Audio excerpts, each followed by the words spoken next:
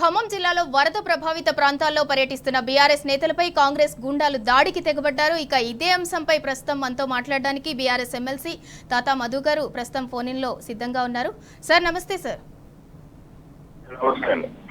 Sir ప్రజాపాలన అంటూ అంటే ప్రజలు కష్టాల్లో ఉన్నప్పుడైతే ప్రజాపాలన పేరుతోటి ప్రజలకి సహాయం చేయడానికైతే కాంగ్రెస్ గవర్నమెంట్ అయితే ముందుకు రాలేదు.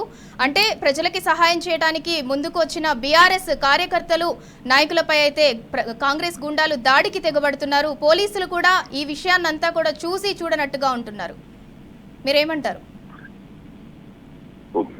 కాంగ్రెస్ పార్టీ గుండాలు ఈ రోజు ఏదైతే బీఆర్ఎస్ పార్టీ మాజీ మంత్రులు, ఎమ్మెల్యేలు, ఎమ్మెల్సీలు, ఎంపీలు వరద బాధితులు ఆదుకోవాలనే సదుద్దేశంతో ఈరోజు ఖమ్మం నగర పర్యటన, పాలేరు నియోజకవర్గ పర్యటన చేస్తున్న సందర్భంలో చేసిన దాడి అనేటువంటిది చాలా హేయమైనటువంటి చర్య.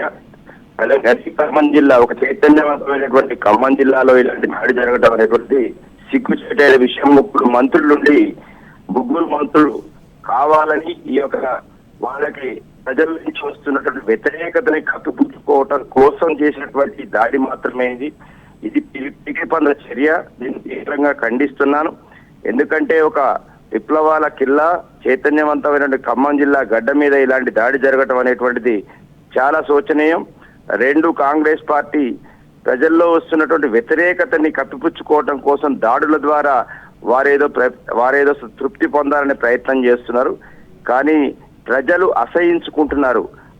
కాంగ్రెస్ పార్టీ మంత్రుల్ని, కాంగ్రెస్ పార్టీ నాయకుల్ని. గతంలో కూడా కేసీఆర్ గారు ముఖ్యమంత్రిగా ఉన్నప్పుడు వరదలు వస్తే స్వయంగా ముఖ్యమంత్రి గారే హెలికాప్టర్లు పంపించి మంత్రులందరిని అలర్ట్ చేసి మేమందరం కూడా 3 రోజుల పాటు ప్రజలతో పాటు ఉండి ప్రజలకు సేవ చేశాం. అదే సందర్భంలో కాంగ్రెస్, బీజేపీ, ఇతర వామపక్ష పార్టీలు కూడా ఆ సందర్భంగా ప్రజల దగ్గరికి వెళ్ళి ఏనాడు బీఆర్ఎస్ పార్టీ ఇలాంటి యొక్క కవ్వింపు చర్యలకు కానీ లేకపోతే ఇలాంటి ఒక అటవిక సంస్కృతికి మాత్రం తెరదీయలేదు.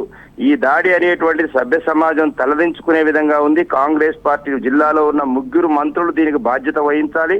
ఖచ్చితంగా మీరేదో దాడుల ద్వారా బీఆర్ఎస్ పార్టీని భయపెట్టాలి, బీఆర్ఎస్ పార్టీ నాయకులను భయపెట్టాలనే ప్రయత్నం చేస్తారు.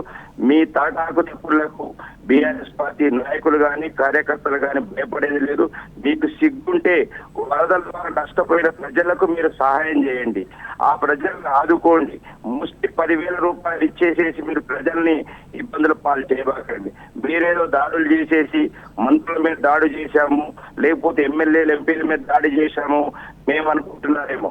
కానీ బీఆర్ఎస్ పార్టీ తలుచుకుంటే మీరు కాంగ్రెస్ పార్టీ వాళ్ళొక్కరు కూడా మిగలరు.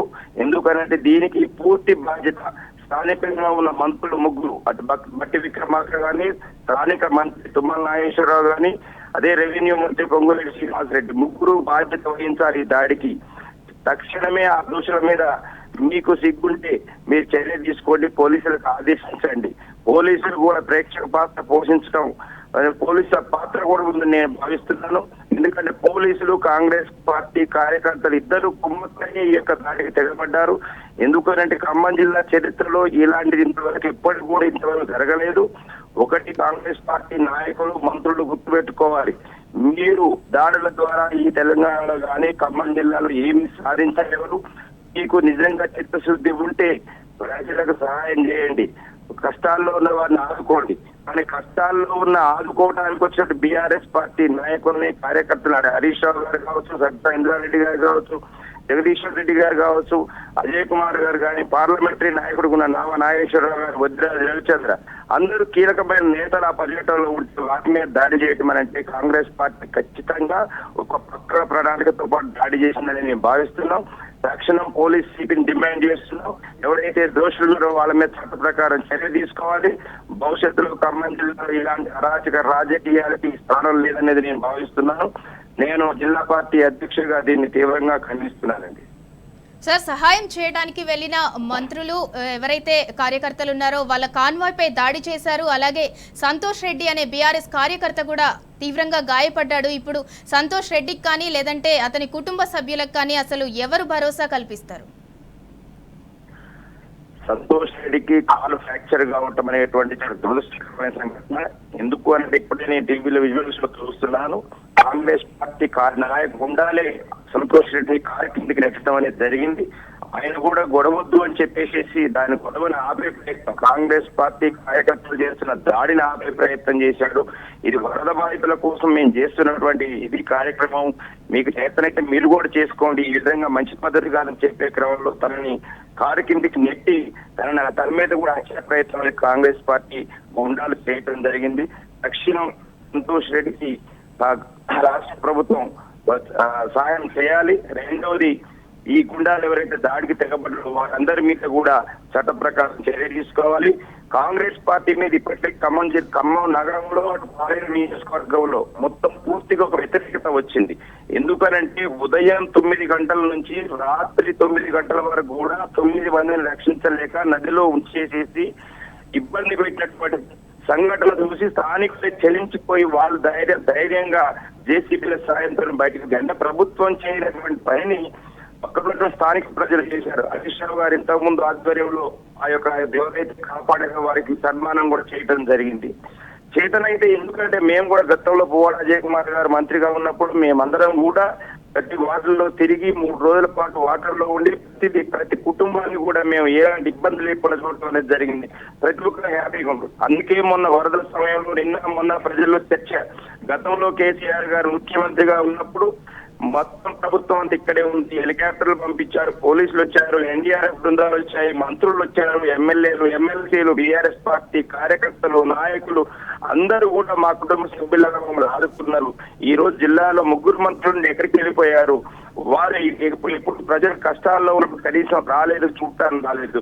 నిన్న కూడా ముఖ్యమంత్రి ఏదో ఎలక్షన్ క్యాన్వాస్ లాగా ఎలక్షన్ ప్రచారం లాగా ఆయన ప్రచారం ఎక్కి చెయ్యుకుంటూ పోయాడు. అంటే ఒక వరద బాధితుల్ని పరామర్శించడానికి వరద బాధితుల్ని ఓదార్చడానికి ముఖ్యమంత్రి కనీసం బురదలో తిరిగిన సంఘటన లేదు. ఆయన ఏదో ఎలక్షన్ ప్రచారం చేసినట్టు చేతులు ఒప్పుకుంటూ తిరుగుకుంటూ మొదలు పెట్టారు.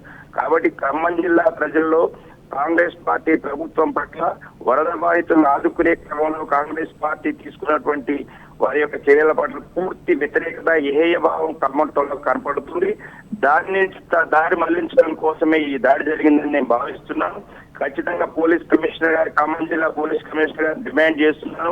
ఆ దోషులు ఎవరైతే ఉన్నారో తక్షణం ఇమీడియట్ గా అరెస్ట్ చేసి వాటి మీద చట్ట ప్రకారం చర్య తీసుకోవాలని నేను డిమాండ్ చేస్తున్నాను.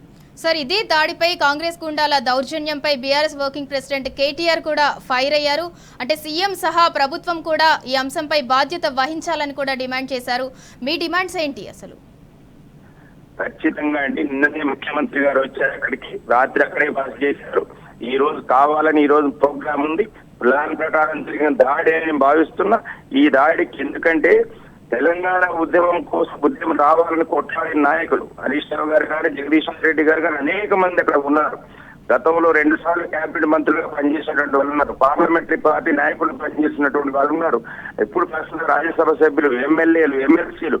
అంటే ఒక కీలకమైన బృందం పర్యటన చేస్తున్నప్పుడు ప్రభుత్వం నుంచి కనీసమైనటువంటి అక్కడ పోలీసు యంత్రాంగం కానీ ఎవరు కానీ దాడి జరిగే టైంలో పోలీసులు రావడం అనేది జరిగింది. ఏది గుండాలతో కలిసి పోలీసులు రావడం జరిగింది. అంటే దీన్ని బట్టి ప్రభుత్వమే పూర్తి బాధ్యత వహించాలి, దీని మీద ఇమీడియట్ గా విచారణ జరిపించాలి. ఎందుకు అంటే ఏదో మామూలు కార్యకర్తలు గల్లీలో కొట్టుకునే విషయం కాదు.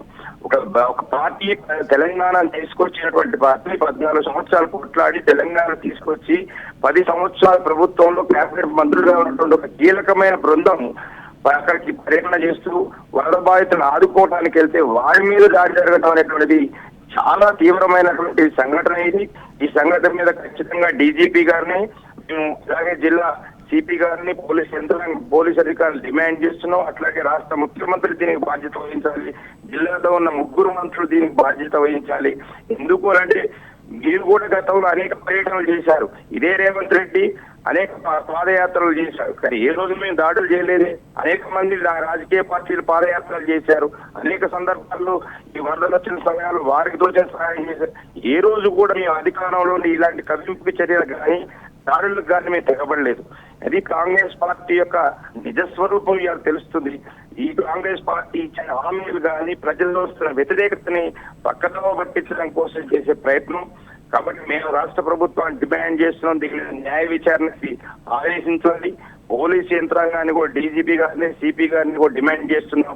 తక్షణమే దోషుల మీద చర్య తీసుకొని దీని మీద విచారణ చేసి దీని వెనకాల ఉన్నటువంటి పెద్దలు ఎవరు, దీనికి ప్రోత్సహించింది ఎవరు, దీనికి ప్లాన్ చేసింది ఎవరు, దీని కుట్రలో పాత్రదారులు ఎవరు బయటకు తీయాల్సిందిగా నేను డిమాండ్ చేస్తున్నానండి. Right, thank you sir.